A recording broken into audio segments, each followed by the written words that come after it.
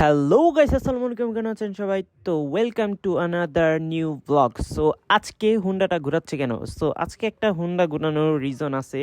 So রিজনটা হলো আমাদের বাসায় সবাই মিলে একটি পিকনিকের আয়োজন করা হচ্ছে। তার জন্য আমরা বাপ বেটা দুজন মুরগি আনতে যাচ্ছি।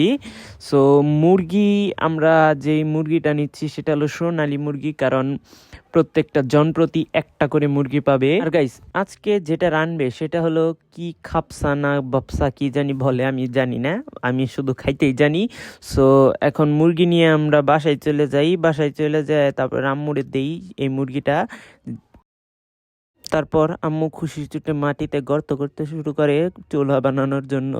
সো এখানে পোলাপান কাঠ এনে দিচ্ছে। আর দেখেন আমার বাবু তেলের বোতল নিয়ে তেল আনতে যাইতাছে। কত টাকার তেল আনবেন? গাইস, এখানে তো সুন্দরী ভাবে ডিম টিম আনা হচ্ছে, তবে ব্যাক ক্যামেরায় কি হচ্ছে জানেন?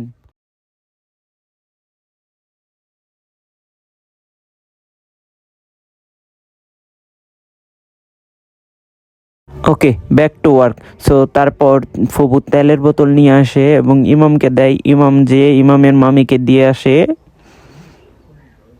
আর গাইস, তেলের যে দাম, তেলের বদলে পানি ঢালতে শুরু করে।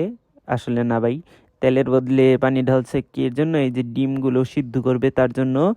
আর ডিমগুলো সিদ্ধর পরেই মুরগি চড়িয়ে দেয়।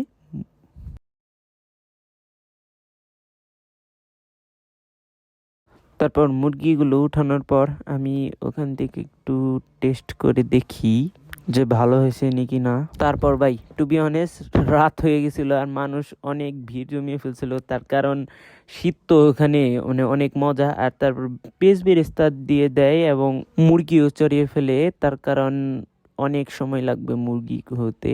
আর গাইস, মুরগি করার শেষে তারপর আমাদের আসল তেলটা দিয়ে দেয়, দামি তেল, পানির উপরে পেঁয়াজ, লবণ আর দুধ। তারপর পেঁয়াজ বেরেস্তা উপর দিয়ে ছিটিয়ে দেয়। মানে দেখতে অনেক অনেক সুন্দর লাগছিল, মানে মনটা চাইছিল যে তখনই খাই। তারপর ডিমগুলো সব ভিতরে ঢুকিয়ে দেয়, তার কারণ ছসাই করতেছিল। আর আম্মু এখানে কাম করার সময় আমি মুরগিগুলো দেখছিলাম, খাইতে চাচ্ছিলাম, কিন্তু ক্যামেরা অন দেখে খাইতে পারিনি। আর ভাই, টু বি অনেস্ট, আমার প্রচুর প্রচুর খিদা লাগছিল। আমি ভাবছিলাম যে কম সময় হয়ে যাবে, তবে না ভাই, অনেকক্ষণ সময় লাগছে এগুলো বানাইতে। তারপর এগুলো বানানো শেষ হয়ে যায়। আর যে কাণ্ডটা করলো, মানে গাইজ, আমি কিছু বলতে পারবো না, আপনারা এই শুনেন জাস্ট কাণ্ডটা। বিয়ার বর তোমরা নশারে সাজাও, হলদি মেলদি গায়ে হইল দিয়া রে, এই যে দেখো খানা মানা দিয়া। রাঞ্চে দেখো মাহিরের মাই, দর্শকে খাবে মজা করিয়া, দর্শকে খাবে মজা করিয়া। জামাই ওর খাপসা নিয়ে মাথায় তুলে ফেলে, তার কারণ কেউ যদি না হাত দিতে পারে, জামাই একলা খাইতো, এর জন্য একটু শরম পায়। এরপর খুব কষ্ট করে বলার পরে তারপর ধয়ে এক সবাই খাওয়ার জন্য, কিন্তু শর্ত আছে, শুনেন খালি শর্তগুলা।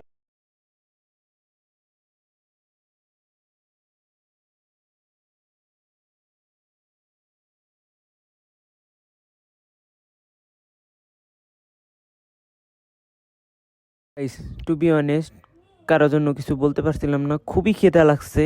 আর মনে গেলে কথাটা খান খান। আমার মুরগিটা নিয়ে একদম খান ভাইয়া। জাকিয়া বাকি হ্যাঁ। ও জাকিয়া কি পাত্রটা দাও। একবারে পেটটা কি বলবো, মানে ভিতরে ঢুকে গেছিল। আর আমার ভাইয়ের কাণ্ডটা দেখেন এ ভাই, আরে একটা কামড় দে তারপর রে ভাই। গাইছে আমিও খেতে বসে পড়ি, মানে প্রচুর প্রচুর খিদা লাগছিল। আমি চাইছিলাম যে পুরা মুরগি একটাই খামু, কিন্তু আসলে না ভাই, এত খাওয়া যায় না। মানে একটা সোশ্যালিটি আছে না, মানে আস্তে আস্তে করে খাচ্ছিলাম, তার জন্য একটু বেশি মাংস করে নিয়ে। তারপর ভাই খিদার কুলাইতে না পাইরা পুরা মুরগি একটা কামড় দিতে চেয়েছিলাম, কিন্তু ভদ্রতার খাতিরে মুরগিটা কামড় দিতে পারলাম না। ভাই, আগে খায়া নেই, তারপর ব্লগ পরে পরে। খাওয়ার এপিসোডে এতটুকু ভালো লাগছে যে মজু দিছে ভাই, মজু ছাড়া আসলে পেটের খাবার হজম হয় না।